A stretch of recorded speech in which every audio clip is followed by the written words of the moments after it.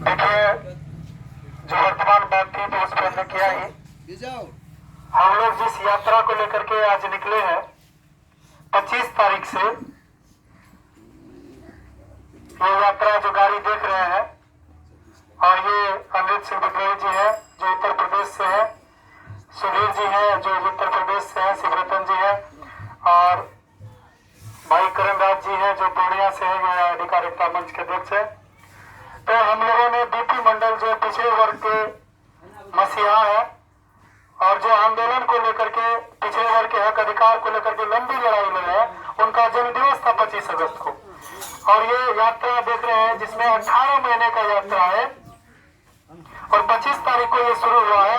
गांव-गांव में जाकर के हम लोग ये बताने का काम कर रहे हैं कि आप जो पिछड़ा जाति के लोग हैं, चाहे वो मंडल हो, शर्मा हो, यादव हो, मेहता हो, कोहली हो, चाहे जो भी हो, चौधरी हो, ठाकुर हो, नाई हो, तो उन सभी लोगों का जो आरक्षण आज वो खतरे में है, संविधान खतरे में है, और उनका बाल बच्चा जो पढ़ रहा है उनका पढ़ाई किसी काम का आने वाला नहीं है, क्योंकि इस तरह की साजिश षड्यंत्र चल रहा है। मंडल कमीशन यदि लागू हो जाता है, आज हमारे गांव के भी शिक्षक बनने लगे हैं लोग, तो ये सब खत्म होने वाला है और लेटरल एंट्री से डायरेक्ट आईएएस बन रहा है, बिना परीक्षा का आईएएस बन रहा है। जो हम लोगों के समाज का आईएएस बनता है तो 314 ओबीसी के लड़के को क्रीमी लेयर का डर दिखा करके उसको बाहर कर दिया जाता है। सोचिए, यदि आपके समाज से 314 आईएएस बनता तो इस समाज का मान सम्मान, आत्मसम्मान बढ़ता। तो इसी सब बातों को लेकर के मंडल आत्मसम्मान यात्रा निकाले हैं। प्रत्येक जिला में हम लोग 3-3 दिन जाने का काम कर रहे हैं। मधेपुरा से निकले हैं सुपौल में, और कल हम लोग अररिया निकलेंगे, अररिया के बाद किशनगंज, किशनगंज के बाद कटिहार, कटिहार के बाद पूर्णिया, और ये एक चरण का यात्रा पूर्णिया में खत्म होगा। फिर दूसरा चरण का यात्रा भागलपुर और अन्य जिलों से होगा। तो इस तरह से 3 महीने हम लोग पूरे बिहार के तमाम जिलों में जाकर के हम अपने हक अधिकार की बात, मंडल कमीशन की बात, लागू कराने की बात और लड़ाई, इस तरह से जो अन्य अत्याचार होता है हमारे पिछड़े वर्ग पर, ये अन्य अत्याचार नहीं हो, इसके लिए हम लोग एक टीम बना रहे हैं। और वो टीम ऐसा, यदि आपके साथ अन्याय हुआ है तो उसके साथ भी अन्याय होगा, और वो भी लाइव के साथ होगा। इस तरह का काम हम लोग कर रहे हैं।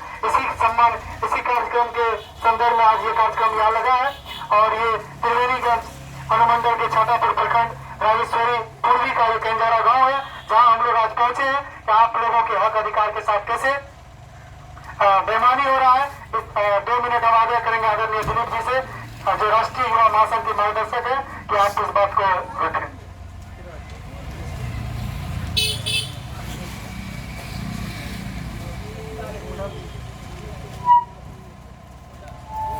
आज के इस कार्यक्रम की अध्यक्षता कर रहे राष्ट्रीय युवा महासंघ के अध्यक्ष एल.के. निराला एवं इस बैठक में उपस्थित यहाँ अगल बगल के नौजवान साथी, मेरे पिता तुल्य अभिभावक, मेरी माता बहनें एवं नौनिहाल बच्चों, आज यहाँ हम लोग किसी खास कार्यक्रम से आए हुए हैं, और उसी क्रम में यहाँ जो कल की गोलीकांड की जो घटना घटी है, उसमें हम लोग पीड़ित पक्ष से मिलकर और प्रशासन से बात किए और न्याय का भरोसा हम लोग दिलाते हैं। अपने संगठन की तरफ से जो आपकी लड़ाई हम लोग लड़ेंगे और निश्चित रूप से आपको न्याय मिलेगा, ये भरोसा हम आप लोगों को दिलाते हैं।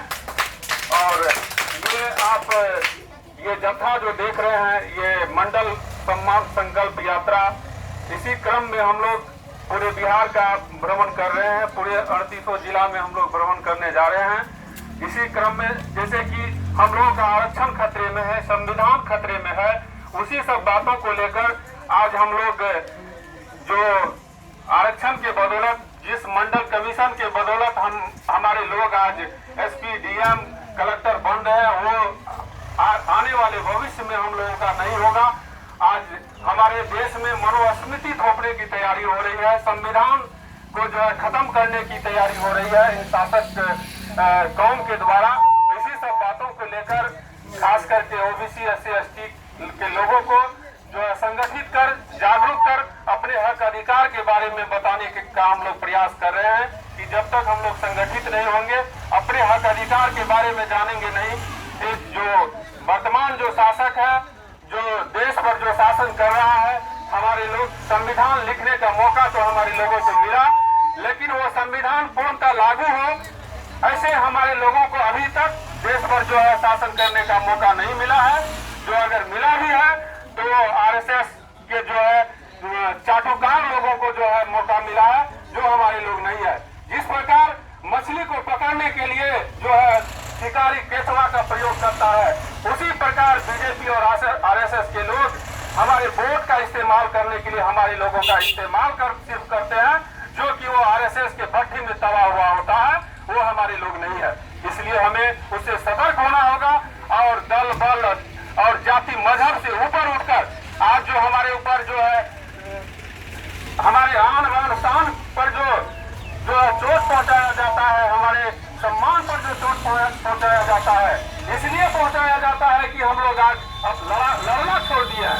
अगर हम लोग लड़ना सीख लें, जो हमारे पूर्वजों ने किया था, जो संघर्ष बलिदान और तपस्या के बदौलत इतनी बड़ी आजादी मिला है, उसे संजो कर रखने की जो है जिम्मेवारी हम लोग के ऊपर है। तो इसी सब बातों को लेकर के ये जत्था घूम रहा है और खास करके जो है अपने ओबीसी SC ST के लोगों को जागरूक करने का प्रयास किया जा रहा है कि जब तक हम लोग संगठित नहीं होंगे तब तक हम लोग के ऊपर इसी तरह का अत्याचार शोषण दमन होता रहेगा। तो इन्हीं बातों के साथ मैं अपनी बातों पर विराम देता हूँ। धन्यवाद। जो हमेशा होता रहे और हम सहते रहे, ऐसा नहीं होगा। इसी बात को लेकर के हम लोग ये पूरे भारत का भ्रमण और बहुत बड़ा होमवर्क है, ये बहुत बड़ा काम है और आप लोगों का सहयोग और सानिध्य मिलेगा तो ये काम सफल होगा। समय ज्यादा और हम आग्रह करेंगे अनिरुद्ध सिंह विद्रोही जी से, जो मंडल आर्मी के अध्यक्ष है, कि आप अपनी बातों को विस्तार रूप में हम लोगों के जो मूल निवासी समाज के लोग हैं उनको समझाएं और अगले पड़ाव पे भी हम लोग को जाना है, जो अगले पड़ाव पर हमारा साथी हम लोग का इंतजार कर रहा है।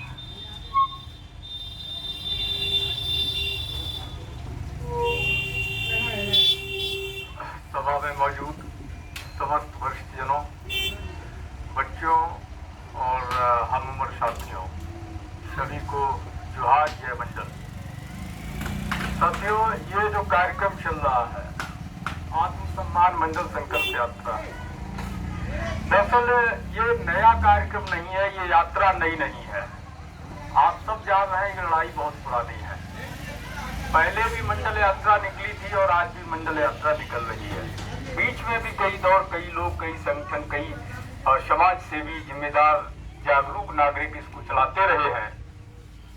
ये लड़ाई सदियों पुरानी लड़ाई है। समस्या कहाँ पर है?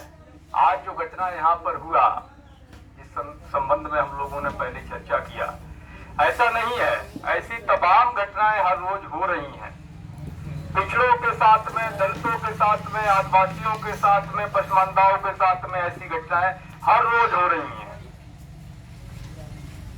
हमारे लोग अपने लोगों के साथ खड़े नहीं होते, हमारे लोग उनके साथ खड़े नहीं होते जो उनके लिए लड़ने का काम करते हैं। हमारे मोबाइल में आज ही दो सूचना आया है, 2 महीना पहले एक का हत्या करके रेलवे ट्रैक पे मोदी को फेंक दिया गया, अभी तक उसका FIR दर्ज नहीं हुआ है। शाहजहांपुर यूपी का मामला है। एक कानपुर देहात का मामला है, किसी SC समाज, कोरी समाज की बच्ची का बलात्कार कर दिया गया है, अभी तक FIR नहीं हुआ है। ये एक दो उदाहरण के रूप में बता रहा हूं। सैकड़ों घटनाएं प्रतिदिन होती है और होती रहेंगी।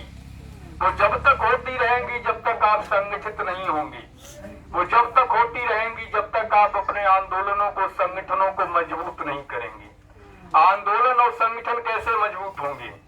किसी भी व्यक्ति की ये व्यक्तिगत लड़ाई नहीं है, सामाजिक लड़ाई, सामाजिक आंदोलन समाज के सहयोग, साथ और समर्पण से चलता है, बगैर समाज के साथ और सहयोग से नहीं चलता है। मैं देख रहा हूं जब से मैं यहाँ आया हूं और पहले भी कई दफा मैं बिहार आ जा चुका हूं। ये सामाजिक न्याय की धरती है, क्रांति की धरती है, इससे कोई इनकार नहीं कर सकता, कोई झुठला नहीं सकता। लेकिन कल सोमवार था तो सोमवारी चल रहा था जगह जगह, और आपकी भी तैयारी वही थी। मंगलवार पे क्या चलता है? मंगलवारी चलता है, क्या चलता है? हर दिन कुछ ना कुछ चलता है। जो पैसा आप यहाँ आप कर्ज लेकर के पैसा लगाते हैं, लेकिन जो लोग आंदोलन चला रहे हैं उनको 1 रुपया देने में आपको शर्म आता है, दिक्कत महसूस होती है। आपको लगता है कि वो खा लेगा पैसा। अरे जो अपना समय बर्बाद करके अपने बच्चों को छोड़ करके, घर परिवार को छोड़ करके आंदोलन कर रहा है, वो आपके 1 रुपया 10 रुपए के लिए आंदोलन करने के लिए नहीं घूम रहा है। जो अपने समाज को लेकर के चिंतित है, जो सड़क पे घूम रहा है, 18 महीने तक जो यात्रा लेके लोग चल रहे हैं, उन्हें आपके 1 पैसे की परवाह नहीं है, इसलिए नहीं यात्रा निकाले हैं। उनको समाज का दर्द है। पैसा अगर कमाना होगा तो किसी भी नेता के पीछे लग जाइएगा, किसी भी आप आरएसएस के साथ चले जाइएगा, कहिएगा हम आपके एजेंडे को बढ़ाएंगे, करोड़ों रुपया देगा, आप जितना मांगिए उतना देगा, कमी नहीं है पैसे की। और किसी के साथ मत जाइए। आरक्षण के विरोध में अभी हम यात्रा शुरू करके देख लेते हैं 4 दिन के लिए, सब सामने आ जाएगा। 4 दिन की यात्रा में जो तकलीफें हुई हैं, वो 4 दिन की यात्रा में इतनी व्यवस्था कर देंगे कि 18 महीने कार्यक्रम चल जाएगा। आरक्षण के विरोध में जब उनके लोग आंदोलन करते हैं तो उनको तकलीफ नहीं होती है। जब आरक्षण के समर्थन में आपके हक और हिस्सेदारी के लिए जब आपके बच्चे सड़क पे होते हैं, जब आपके लोग सड़क पे होते हैं, तो आप लोग उनके साथ नहीं होते हैं। कोई भी संगठन लड़ाई जब भी लड़ सकता है जब वो वास्तव में समाज का साथ पाता हो। सवर्णों के साथ अन्याय होता है। आप देखिएगा यूपी में एक त्यागी को अरेस्ट किया गया, गालीबाज त्यागी था, एक महिला को खुलेआम गाली दे रहा था, उसको अरेस्ट किया गया तो त्यागी महापंचायत हो गया। 10 लाख जो है वहां पर बामण जमा हुआ था। आपके लोग तो मारे जा रहे हैं, कितने लोग यहाँ पर हैं? गोली चला है, 7 लोग इंजर्ड हैं, कितने लोग यहाँ पर मौजूद हैं? कितने लोग कल थाने गए थे? कितना आसपास गांव का लोग आया है आपके पास में? यहाँ क्यों नहीं आया? आप भी तो नहीं जाते। हमारे यहाँ एक कहावत है कि बहने में व्यवहार कैसा, और रामे में घामो नहीं, बहने में व्यवहार नहीं। समझ रहे भाषा? रामे में घामो नहीं मतलब जैसा तुम हमारे साथ करोगे वैसा हम तुम्हारे साथ करेंगे। बहने में व्यवहार नहीं, अगर तुम हमारे साथ तो हम तुम्हारे साथ। ठीक है, तो यही सिस्टम है। जब आप पड़ोसी के साथ नहीं खड़े होंगे तो आप कैसे उम्मीद करते हैं पड़ोसी आपके साथ खड़ा हो?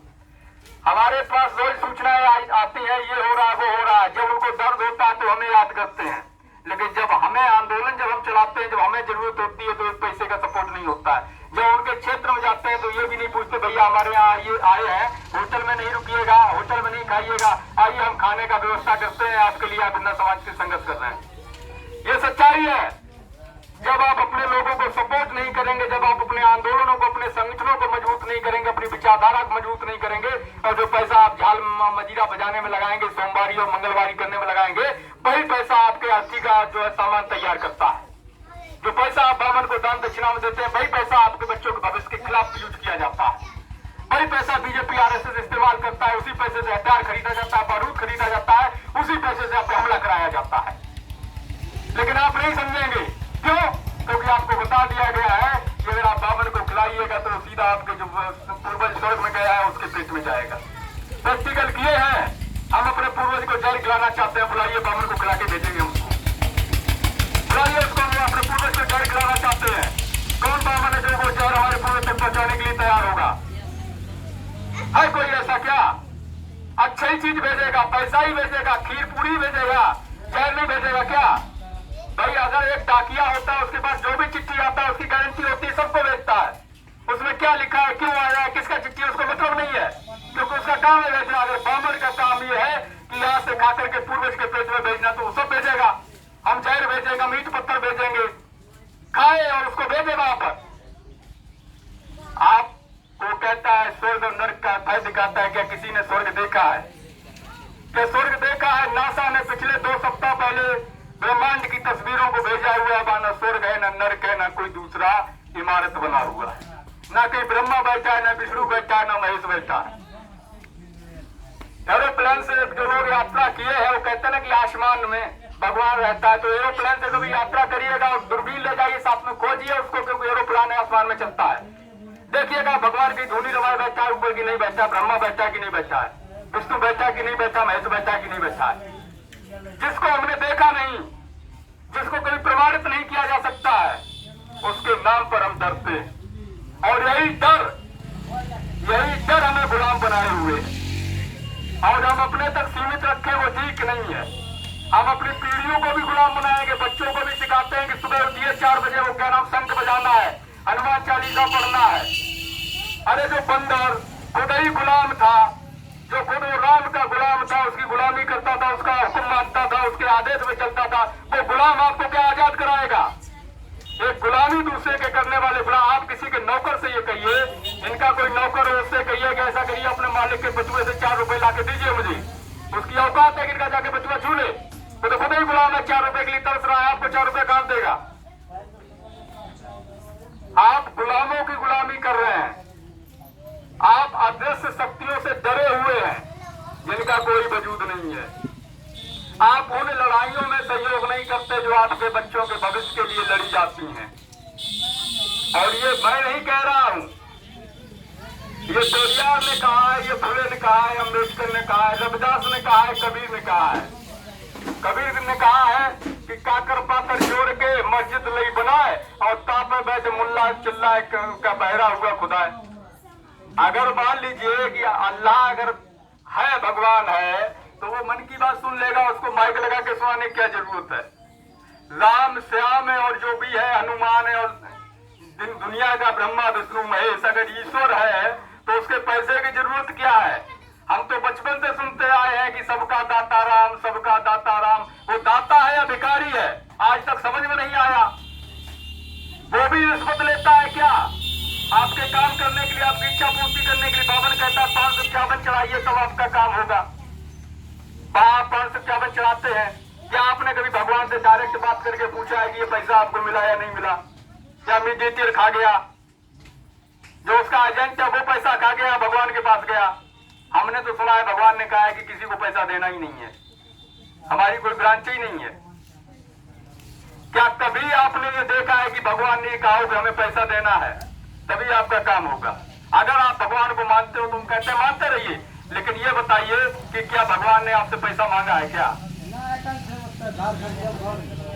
क्या कभी आपसे ये कहा है कि यज्ञ करिए तप करिए? कभी कहा है? नहीं कहा है, कभी नहीं कहा है। कहीं नहीं ये बात लिखा है कि आप यज्ञ करिए तप करिए और जो है पैसा चढ़ाइए, ये चढ़ाइए, वो चढ़ाइए, तभी मनोकामना पूरी होगी। तो आप सीधे ही ईश्वर के खिलाफ जा रहे हैं। अगर हम उस दिशा में भी देख लें तो आप ईश्वर के विरोध में जा रहे हैं, क्योंकि ईश्वर तो पैसा मांगता नहीं, वो तो दाता है। दाता का मतलब होता है सबको देने वाला। कहा जाता है कि ऊपर का दाता राम और नीचे का दाता किसान, अन्नदाता। तो नीचे का अन्नदाता बेहाल है और उसी अन्नदाता से ऊपर वाला दाता पैसा लेता है। तो समझना पड़ेगा कि कहां पर हमारा मिसयूज हो रहा है। हमारी मेहनत, हमारे खून पैसे की कमाई को हम कहां लुटा रहे हैं। इतना पैसा आप लोग इसमें लगा रहे थे सोमवारी के लिए। अगर यही हम लोग कल कहते कि नहीं 50-100 लोग जुटा लीजिए, माइक की व्यवस्था कर लीजिए, खाने का इंतजाम कर दीजिए, तो आप कहते नहीं, वो क्या हमारे खेत में थोड़ा काम है? अरे हमारा क्या है कि ससुराल जाना है, टाइम नहीं है। घर पे लेते रहते लेकिन कह देते नहीं हमारे पास टाइम नहीं है, समय नहीं है।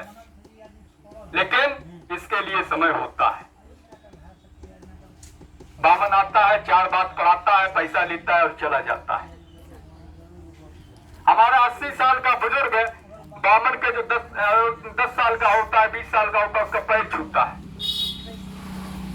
और उसका 20 साल का 5 साल का बच्चा हमारे 80 साल के बुजुर्ग का पैर नहीं छूता है। तो हम क्यों उसका पैर छूते हैं? यही आत्मसम्मान है, क्योंकि हमारे पास हमारा सम्मान ही नहीं है। हम अपने सम्मान को, अपने जमीर को गिरवी रखती है। गुलाम है हम मानसिक रूप से। पैर छूने के लिए हम मना नहीं कर रहे हैं। पैर किसका छुआ जाता है? साख में, उम्र में और रिश्ते में जो बड़ा होता है। आप उम्र में बड़े हैं, हमारे चाचा ताऊ लग रहे हैं, तो हम आपके पैर छू लेंगे, हमें कोई एतराज नहीं है। आप उम्र में बड़े हैं लेकिन रिश्ते में छोटे हैं, तो हम आपके पैर नहीं छुएंगे। आप रिश्ते और उम्र दोनों में छोटे हैं, तो भी हम आपके पैर नहीं छुएंगे। और हम तो पैर छूने को ही गलत मानते हैं, हम तो पैर छूते ही नहीं किसी। हमारे पिताजी भी कभी पैर नहीं छुआते हैं, तो हम तो बचपन से ही किसी के पैर नहीं छुए। यह सिस्टम ही गलत है। आप सोचिएगा कि क्या ये सही है? क्या होना चाहिए कि अगर हमारा बच्चा उसको सम्मान देता है तो उसके बच्चे को, हमारे बुजुर्गों को सम्मान करना चाहिए। कायदा कहता है लेकिन ऐसा नहीं है, हमारे तो बुजुर्ग भी उसके बच्चे के पैर छू लेते हैं। यही मानसिक गुलामी है। ढोल गमार सूद पसनारी, ये सब ताड़ना के अधिकारी। हमारे लोग रामचरितमानस कराते हैं और उसमें जो 50 गालियां वो लिख दिया है, क्या नाम था उसका, रामचरितमानस वाले बामण का जो लिखा है, तुलसीदास दुबे 50 गालियां लिख दिया है। अहीरों को, कोयरियों को, कुर्मियों को, बंगियों को, चमारों को, महिलाओं को 50 गालियां लिख दिया और हमारे लोग अखंड रामायण कराते हैं, ताली बजाते हैं, बहुत खुश होते हैं। ये है मानसिक गुलामी। जब तक आप इससे नहीं निकलिएगा ना, ऐसे हमले होते रहेंगे, आप कभी अपनी रक्षा नहीं कर पाएंगे। अगर आपको इससे बचना है, संगठित होइए, अपने आंदोलनों को मजबूत करिए, ब्राह्मणों को मार के भगाइए, अर्जक पद्धति अपनाइए। शादी विवाह करने में तकलीफ आती है तो बगैर ब्राह्मण के भी शादी विवाह होता है। संवैधानिक रूप से करिए, संविधान की शपथ दिलाइए। अगर आपको उसमें लगता है कि दिक्कत है तो अर्जक संघ वालों को बुला लीजिए, बौद्धिस्टों को बुला लीजिए, किसी को भी बुला लीजिए ना, वो पैसा लेते हैं ना ड्रामा करवाते हैं। सीधी सीधी शादी और सबसे सिंपल शादी तो हमें ये लगती है कि लड़का लड़कियां दोनों आए, पूरा व्यवस्था हुआ, खाना पीने के बाद में अपना समाज का 4 वरिष्ठ लोग खड़ा हुआ, संविधान का जो शपथ पत्र है संविधान का, ठीक है, उसको संविधान का शपथ पढ़वाया, शपथ संपूर्ण हुआ, एक दूसरे को माला पहनाया, जो भी है दिखाने के लिए अपना भाई आशीर्वाद दे दिया, शादी संपन्न। और जाकर के कोर्ट मैरिज करा लिया, रजिस्ट्रार के पास में जाकर रजिस्ट्री करा दीजिए, हो गया शादी। कहां जरूरत है बामण की? वो जो मंत्र पढ़ता है आपके यहाँ, किसी के समझ में आता है कि वो क्या पढ़ता है? वो जो मंत्र पढ़ता है, किसी समझदार व्यक्ति से वो शादी में पढ़े जाने वाले मंत्रों का अनुवाद कराइएगा, समझ में आ जाएगा कि वो आपसे क्या कहता है। तो इन चीजों को समझने की जरूरत है। बामन बढ़िया भूमियार संगठित है, एकदम संगठित हो जाता है आपके खिलाफ जब भी लूटना हो, आपके अधिकारों के आप पर हमला करना हो, आपको मारना हो। इस बिहार में जितना नरसंहार हुआ है, जितना पिछड़ों के साथ, दलितों के साथ जितना शोषण हुआ है, मुझे नहीं लगता कि इतनी घटनाएं कहीं और की होंगी। और उतने ही ज्यादा महापुरुष हमारे समाज में, इसी बिहार से सबसे ज्यादा महापुरुष भी निकले हैं, इसी बिहार की धरती से, फिर भी सुधार हम में नहीं आया। बुद्ध से लेकर, महावीर से लेकर गुरु गोविंद सिंह तक, और फिर चले आइए आप जो है कर्पूरी ठाकुर हो गए, जगदेव प्रसाद कुशवाहा हो गए, बीपी मंडल हो गए, आर.एल. चंदापुरी साहब हो गए, अब्दुल कयूम अंसारी हो गए, कितने नाम अगर गिनने बैठेंगे तो हमें लगता है सुबह से शाम तक हो जाएगी। इतने नाम है संघर्ष जिन्होंने किया है, उनकी इतनी लंबी लिस्ट है। इस बिहार की संघर्ष करने वाले महापुरुषों में जितनी लंबी लिस्ट बिहार की, हमें लगता है एक तरफ बिहार की लिस्ट रख दीजिए, दूसरी तरफ पूरे भारत के बाकी प्रदेशों की लिस्ट रख दीजिए, तब भी बराबर नहीं होगी। सबसे ज्यादा संघर्ष अगर सामंतवाद मरवाद के खिलाफ किसी ने किया है तो बिहार से निकले महापुरुषों ने किया है। लेकिन फिर भी हम सोमवारी करते हैं, मंगलवारी करते हैं, और हमारे यहाँ जहाँ कोई मतलब जो है सामाजिक न्याय से कोई लेना देना ही नहीं है। इस तरह की लड़ाई लड़ने वाला कोई नहीं हुआ, ना सोमवारी होता है ना मंगलवारी होता है, कुछ नहीं होता है। तो इस चीज को समझना पड़ेगा कि हम लोगों का हित कहाँ है, अहित कहाँ है। फिलहाल जो है मैं आपको बता दूं इस विषय में कि ये जो यात्रा निकली हुई है, ये जातिवाद जनगणना राष्ट्रीय स्तर पर लागू करवाने की मांग को लेकर के ये यात्रा हम लोग शुरू किए हैं। मंडल कमीशन का जितना सिफारिश है वो लागू कराने की मांग को लेकर शुरू किए हैं। निजीकरण करके लगातार आपके अधिकारों को खत्म किया जा रहा है, शिक्षा पर लगातार हमला हो रहा है, एजुकेशन को महंगा किया जा रहा है। आज के समय में प्राइवेट स्कूल में थोड़ा कमजोर व्यक्ति है तो अपने बच्चे का दाखिला नहीं करा पाएगा, पढ़ाना बहुत दूर की बात है। तो इन तमाम विषयों को लेकर के इस यात्रा को हम लोग चल रहे हैं और आंदोलन को खड़ा करने का प्रयास कर रहे हैं। ये यात्रा 17 फरवरी 2024 तक चलेगी, जिसका समापन उत्तर प्रदेश में होगा। 7 प्रदेशों में उत्तर भारत की कार्यक्रम जाएगा। बिहार में 5 दिसंबर तक है, उसके बाद मध्य प्रदेश में 15 दिसंबर से शुरुआत हो जाएगी, राजस्थान, हरियाणा, झारखंड, छत्तीसगढ़ होते हुए उधर उत्तर प्रदेश में 17 फरवरी 2024 में इसका समापन होगा। हम जो यात्रा हम लोग लेकर चल रहे हैं, आप पर घर पे हमला हो जाता है, सोचिए हम इतनी कड़वी बातें लाइव बोल रहे हैं, हम पे तो कहीं हमला हो सकता है, फिर भी हम लोग बगैर परवाह किए इस चीज की, इस बात को, सच को आपके सामने रख रहे हैं। तो आपका फर्ज बनता है कि आंदोलन को मजबूत करने के लिए साथ खड़े हों। ये आपकी लड़ाई है, आपके सहयोग से चलेगी, जाहिर सी बात है। तो आपको इसमें आर्थिक भी सहयोग देना पड़ेगा, शारीरिक भी देना पड़ेगा, सामाजिक भी देना पड़ेगा, बौद्धिक भी देना पड़ेगा, और सबसे बड़ी शपथ यही लेनी पड़ेगी कि बामण बढ़िया को दूर करो। सोमवारी मंगलवारी से बाहर निकलो, उतना पैसा अपने बच्चों के भविष्य के लिए लगाओ, उनके एजुकेशन में लगाओ, अपने आंदोलनों को मजबूत करने में लगाओ, अपने लोग जो गरीब हैं उनको सपोर्ट करने में लगाओ, उनके बच्चों को पढ़ाने में लगाओ। आपको पुण्य कमाना है तो सबसे बढ़िया रास्ता बता देता हूँ। आपके परिवार में, आपके गांव में, बगल में तो कोई गरीब बच्चा हो जो प्रतिभावान हो, जिसको उसका परिवार नहीं पढ़ा सकता, उसकी जिम्मेदारी ले लीजिए, उसको हाई एजुकेशन दिला दीजिए। इससे बड़ा पुण्य का काम कोई नहीं होगा। मैं इन्हीं बातों के साथ में अपनी बात समाप्त करता हूँ, क्योंकि कहने के लिए बहुत कुछ है, समय बहुत कम है। जय जोहार, जय भीम, जय मंडल। क्रांतिकारी साथियों, यदि आप संवैधानिक अधिकारों, जातिवाद जनगणना, मंडल कमीशन, बहुजन महापुरुषों की वैचारिक समता, समानता और सामाजिक न्याय के आंदोलन को मजबूत बनाना चाहते हैं तो हमारी आपसे गुजारिश है कि हमारे चैनल को सब्सक्राइब करें व बेल आइकन के बटन को दबाएं। वीडियो को अधिक से अधिक शेयर करें व अपनी यथासंभव शक्ति अनुसार हमें आर्थिक सहयोग करें।